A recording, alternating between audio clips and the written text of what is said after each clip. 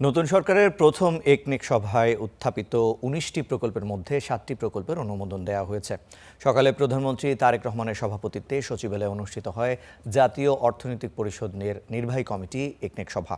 সাধারণত আগারগাঁওয়ের পরিকল্পনা কমিশনে এই সভা অনুষ্ঠিত হলেও প্রধানমন্ত্রীর নির্দেশে সচিবালয়ে এটি অনুষ্ঠিত হয়েছে আজ। সভা শেষে অর্থমন্ত্রী জানান, অর্থ উপদেষ্টাকে প্রধান করে একটি পর্যালোচনা কমিটি করা হয়েছে। সেখানে ১৩০০ প্রকল্প পর্যালোচনা করা হবে।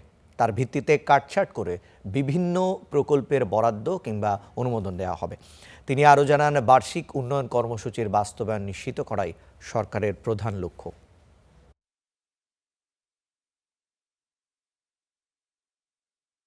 আমরা যে আমাদের নির্বাচনী ইশতেহার দিয়েছি, নির্বাচনী ইশতেহারের সাথে এটার অ্যালাইনমেন্ট হচ্ছে কিনা, মিলছে কিনা, তার বাইরে যে প্রকল্প, অপ্রয়োজনীয় প্রকল্প আছে, এগুলোও বিবেচনা আনতে হচ্ছে।